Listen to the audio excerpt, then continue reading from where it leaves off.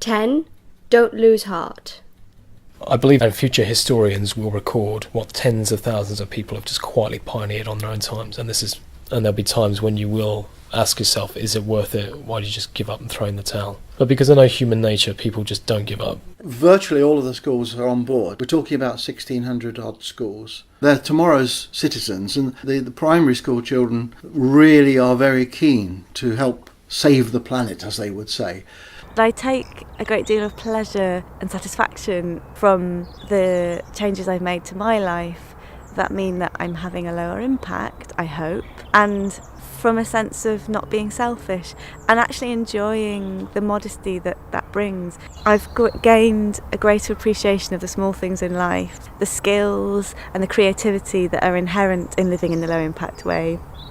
It's taken me to say, I'll take the recycling with the Tetra Paks to do it. If you can just divide them up, that's great. So again, that's been something that maybe I've helped other people implement, but they've agreed to it. So it's something we've done together. By changing a little bit of the way that I travel, I've encouraged members of my family to travel in similar ways. For example, travelling in Europe, travelling by train. So if I'd have kept that little secret to myself, I wouldn't have had any impact on family members and friends as well to change their habits. So I think it's really important, not to do things in your own silos, but to kind of to do things with friends and to kind of make it a point of discussion and to share ideas about how to be thrifty and how to live more sustainably. But I'm also very keen to see that, we all should do our bit. And I take the view that if everybody does a very small amount of good work, then we can at least not drive ourselves to some form of awful destruction. Almost at every reading or performance, I do get somebody coming up to me saying, I hadn't thought about that, or I didn't know it was so bad, or, oh yeah, you hear about it on the news, but you just blank it. And the poems actually made me think about it in a different way. Every morning I have to look through my emails, I look on Twitter, I look on a lot of different websites, I make phone calls in order to find out what are the current stories that morning. Particularly, I like to present, if possible, positive stories of wonderful things that people are doing both in this country and around the world to save the planet and propagate those so that they can be replicated. I know I'm not the only one doing this. I know there are thousands of people just quietly doing it. So yeah, realistic measures, tiny steps, and eventually we will get there.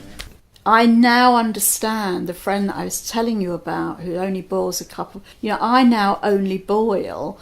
It's one of my rules. I only boil as much water. So even though 20 years ago I thought she was... she did my head in with this, she'd laugh now to think that actually now I do it too.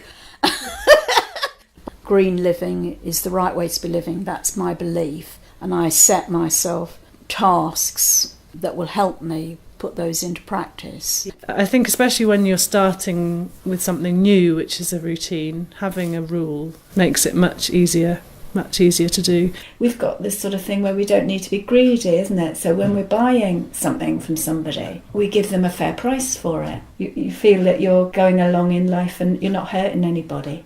You kind of met people and you thought, okay, they're doing far more than me. What you were doing is okay, but there was always another step, and that kind of pushed you forward then.